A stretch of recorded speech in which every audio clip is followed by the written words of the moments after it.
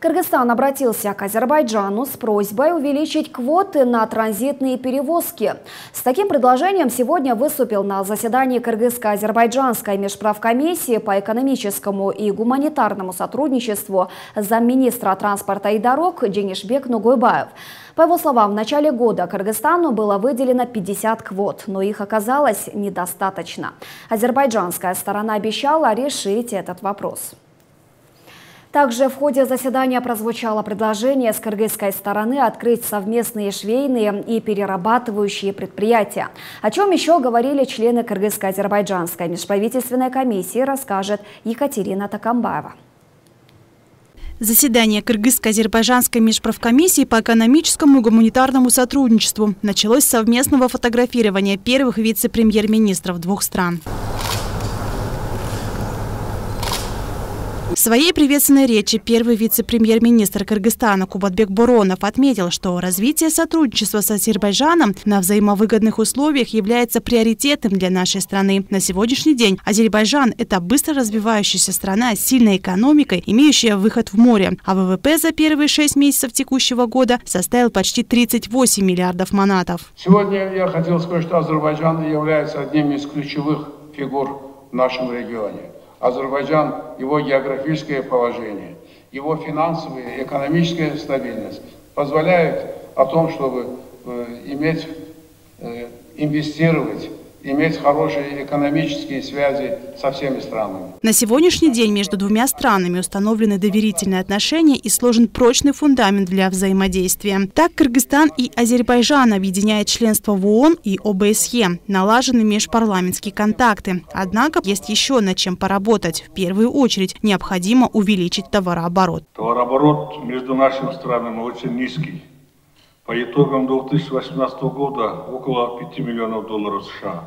Хотя по итогам 6 месяцев текущего года мы наблюдаем рост на 170%.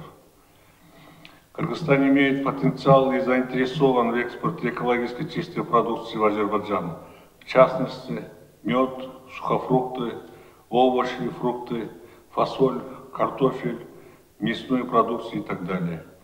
В то же время Азербайджан имеет большой потенциал поставлять на рынок Кыргызстана востребованную продукцию, такую как масло, продукты растениеводства, семена и так далее. По словам замминистра экономики Кыргызстана Султана Ахматова, наша страна имеет большую экономическую привлекательность для азербайджанских бизнесменов, ведь правительство проводит активную работу по улучшению условий для ведения бизнеса, а именно создаются свободные экономические зоны, делаются налоговые послабления для предпринимателей, открывающих производство в регионах. В Минэкономики Кыргызстана наиболее перспективными в сфере сотрудничества считают перерабатывающую отрасль и швейное производства. В частности, кыргызская сторона выдвинула идею об открытии совместной фабрики по пошиву одежды.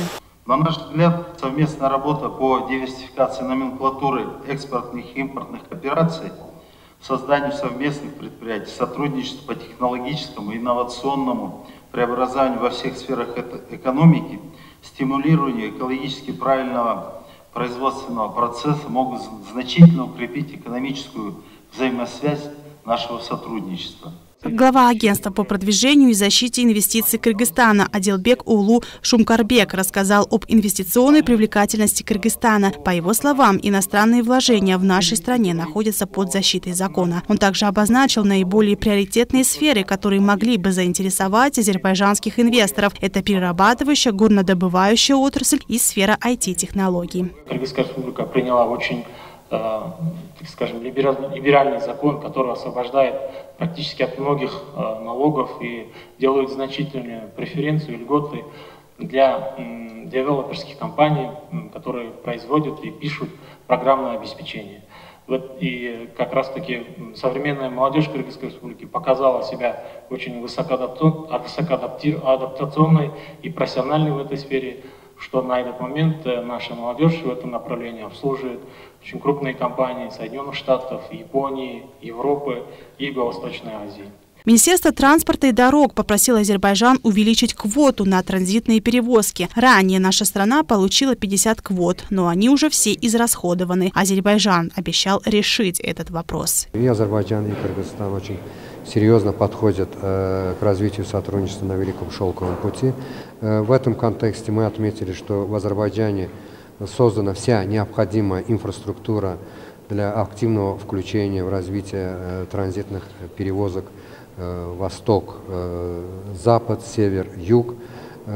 Наша страна поддерживает все инициативы в этом направлении, и мы полагаем, что двустороннее обсуждение возможности расширения сотрудничества в этой сфере будет вносить значительный вклад в активизацию торгово-экономических отношений. Азербайджанская делегация со своей стороны предложила расширять сотрудничество в сфере телекоммуникаций. Сейчас 8 кыргызских каналов вещают через спутник, принадлежащий Азербайджану. Есть возможность перевести на него еще 11 каналов. Итогами заседания остались довольны обе стороны. Заседание прошло в деловой и дружественной обстановке.